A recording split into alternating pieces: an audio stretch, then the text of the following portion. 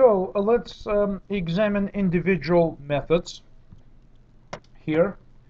An example of an array says integer array of 5 integers, and we say fill this array with the value, right?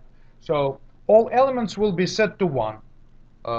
You can imagine that fill is very likely to use a low-level facility which understands the internal structure of an array, right? So it actually knows exactly how the data is stored in this object that we use as Java array.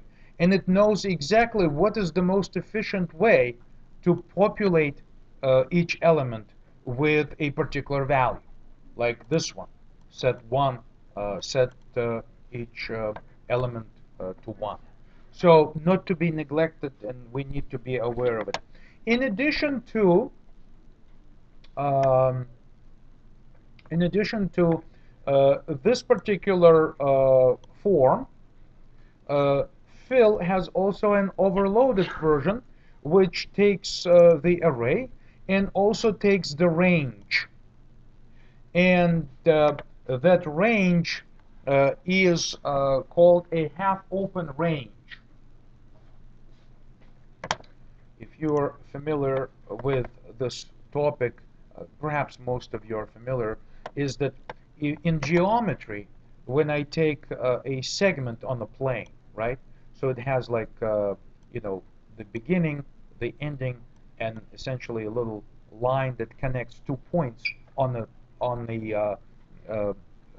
XY on XY plane. So this is like, X. I'm sorry, that's probably X right here, more conventional, and Y is right here, 2 axes, and I have a segment. From geometry, you know that in geometry we say if this is A and this is B, right? We can write down our segment as AB, a common notation in geometry, A comma B, right? And use square brackets to indicate that A, B are parts of the segment. But sometimes you want to exclude a point from a segment.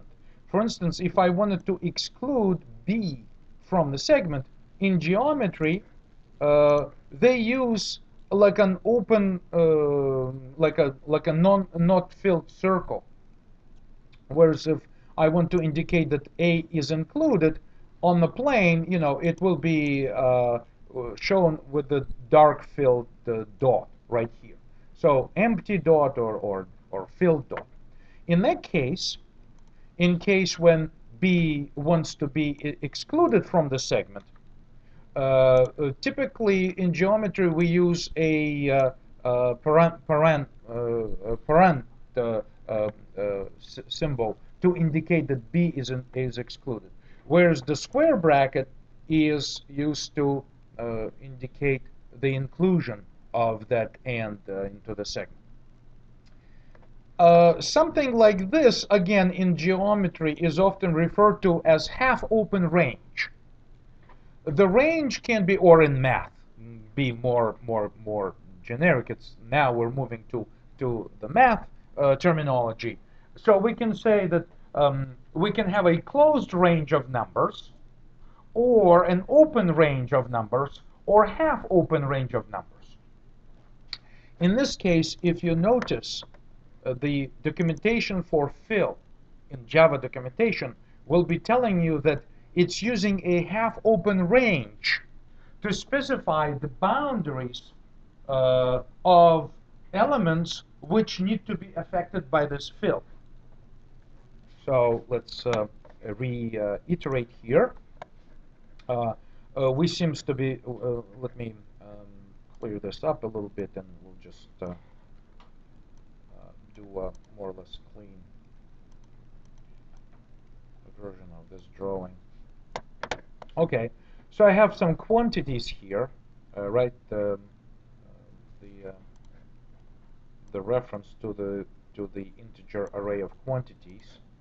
I'll mark it Q over here in my main function, maybe, right?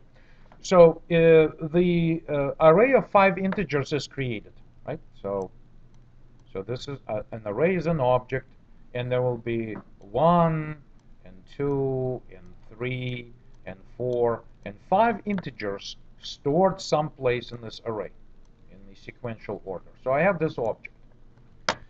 So there, if we use index to access individual elements, the indices will go 0, 1, and 2, and 3, and 4, right? So this is what we use. Now, when we use fill, we use half open range. And so 1 is here. This is 1, right? This is 1.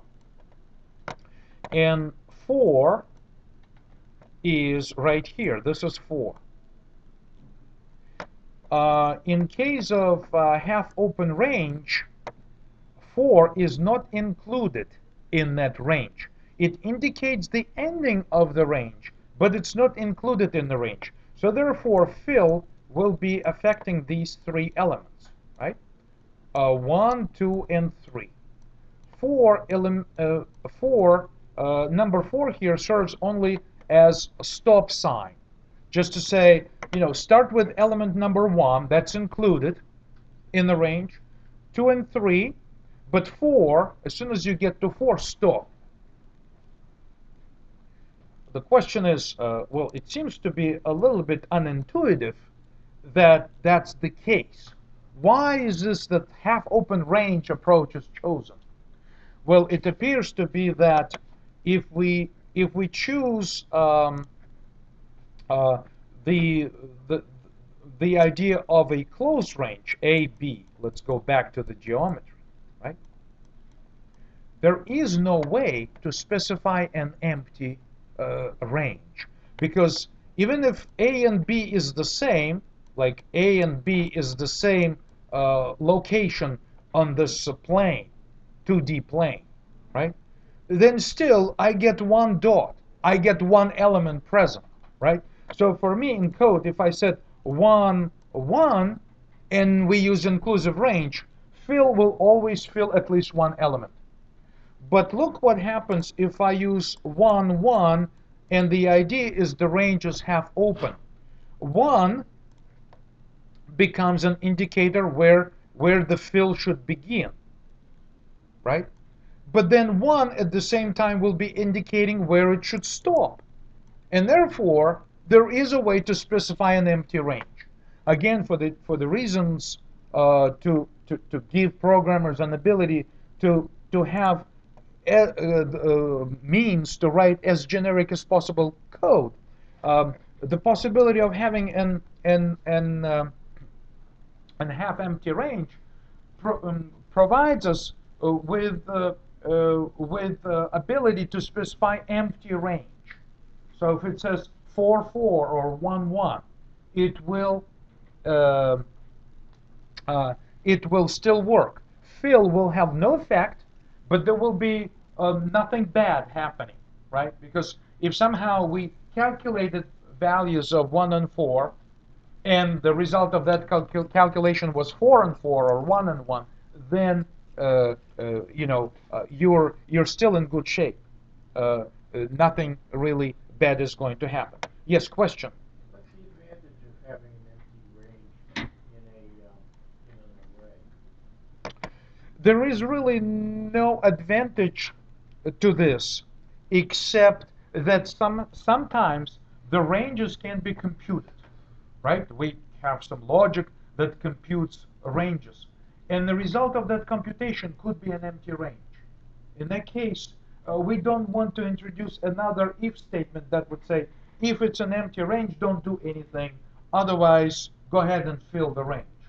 That allows us to just say array fill, and if it happens to be empty range, no effect, no outcome.